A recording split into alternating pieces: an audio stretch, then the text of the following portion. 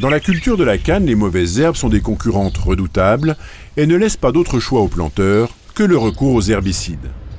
Or, le plan national Éco-Phyto vise à réduire drastiquement cet usage. À La Réunion, Aircan s'est donc engagé très concrètement afin de rechercher des solutions. L'idée, c'est de chercher de trouver et de tester différentes stratégies de désherbage où on réduira les herbicides dans l'objectif en fait de répondre à cette demande sociétale de réduction des pesticides dans le milieu agricole. Donc voilà, c'est tester des stratégies différentes qui vont être adaptées en fonction des conditions pédoclimatiques de l'exploitation, mais aussi des conditions d'exploitation.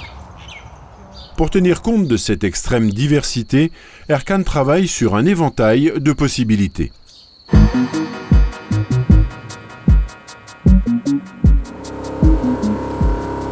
Dans le domaine des herbicides, les équipes d'Aircan ont plusieurs objectifs. D'abord, l'homologation de nouveaux produits. Confrontés à la disparition prochaine de molécules jusqu'alors très répandues, les planteurs doivent trouver d'autres solutions. C'est pourquoi les techniciens d'Aircan mènent des essais rigoureux afin d'obtenir l'extension pour la canne à sucre des autorisations de mise sur le marché d'herbicides déjà homologués sur maïs. Mais ils ne s'arrêtent pas là. Si le produit a été homologué en canne à sucre, on va nous voir, en le combinant avec d'autres produits, si on peut réduire sa dose, toujours en préservant le niveau d'efficacité, de telle sorte à préserver l'environnement et de se coller à cette exigence de réduction du volume des produits qu'on utilise pour la canne à sucre.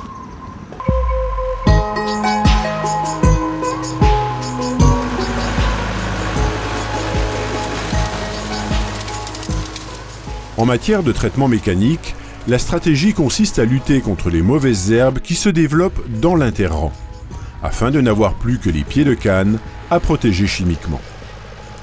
Dans ce premier exemple, 2 modèles d'aérofaneurs ont été testés sur des parcelles relativement chargées en paille de canne.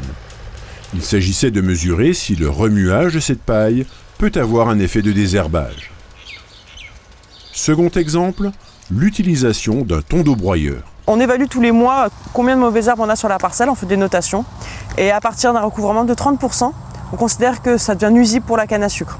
Du coup, on déclenche des opérations de désherbage. Donc là, on a certaines espèces d'adventices qui ont été identifiées avant l'opération. Et on va réaliser un désherbage mécanique sans travail du sol, donc avec un tondeau-broyeur disposé sur le micro-tracteur, qui viendra en fait détruire les mauvaises herbes présentes au niveau de l'interrang. Ces méthodes d'intervention, sans travail du sol, limitent les risques d'érosion et permettent d'espérer une baisse importante de la consommation d'herbicides.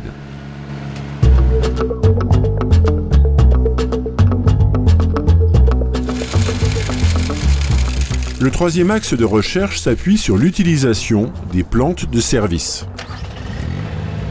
Le principe de ces plantes de service-là, c'est qu'on va choisir des espèces qui sont beaucoup moins concurrentielles de la canne à sucre que les mauvaises herbes qui sont présentes dans la parcelle.